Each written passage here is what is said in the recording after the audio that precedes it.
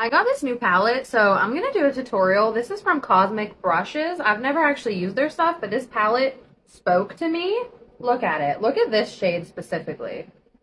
It changes from orange to pink to green. There you go. And just look how stunning this looks. So let's get this on my eyes right now. The eyebrows are not giving today. I mean, they're giving something, but not something good. So I think that means it's going to be a good eyeshadow day because you can't have both. I'm just priming my face with a skin colored eye base. You can use any kind you want. I'm using a brush to make it slightly tacky. The trick with your base is to blend it out further than your eyeshadow is going to go. This just helps it blend more into your skin and you can really transition the shade. Bronzer is giving like Beetlejuice vibes, so I really want to do this green and then one of these purples. So let me start with the green. So I'm just going to take this, it's called Zesty. I'm going to take this green, my brush, and I put a ton of pigment on and I don't pat off my brush. I'm just going to put this all up here. Oh my gosh, look how pretty that is already. For a pastel-y green. I'm going to stamp this in the first half of my eye above my crease. And let me just finish getting this how I want. I like to blend my shadows into my eyebrows. I think this looks really nice and it just helps. The color really pops. I'm blending this way up on the edges so it's not too harsh. I take this pastel purple shade, it's called Milkshake, and I'm just going to put that on this half of the eye. A good trick for applying it so it looks more blended on the outside is to put more pressure here, and as you go out, lighten up the pressure you put on your brush, and that'll help it diffuse the edges so it's not such a harsh line, unless you want the harsh line, which I like sometimes too.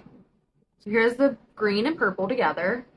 Take this deeper purple, which is called Charms, and put it on just the outer corner right here. Wow, that is so pigmented. Oh my gosh. Let me get this blended out, and all I'm doing is just doing that same thing, harder pressure here, and as you go out, just lifting your brush higher. That'll help it blend into this color. And do circular motions also. Switch between those two. I'm just taking the lighter purple and diffusing these edges, blending it a little bit. So I'm just taking that lighter purple shade and blending out the edges on this darker purple to kind of make it look a little more cohesive. I'm not worried about this line as of now because I'm going to be putting shimmers all over the lid.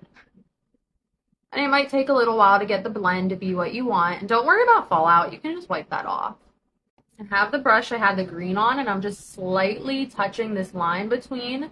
You don't want to go too crazy when you have colors that are going to turn into an ugly color, like a brown if you blend them too much. So just tap the line where they touch just to make it a little more cohesive, but you don't want the colors to mix.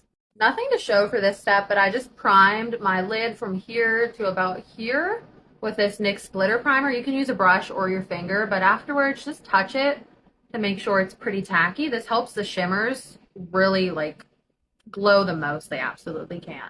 Just know I'm dipping into this multi-chrome. This is the whole reason I bought this palette. Oh my gosh, it changes from pink to green. It is so pretty. Oh my gosh. I'm going to put that on the middle part of my crease, not crease, lid, right here,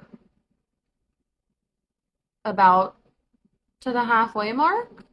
I'm going to put a lighter color in the inner corner. You see how pretty that looks? And you just pat this on. You can use your finger too. I prefer to use a brush sometimes and a finger sometimes. Look how pretty. Oh my gosh. Let me finish the other side. Look how cool that color is.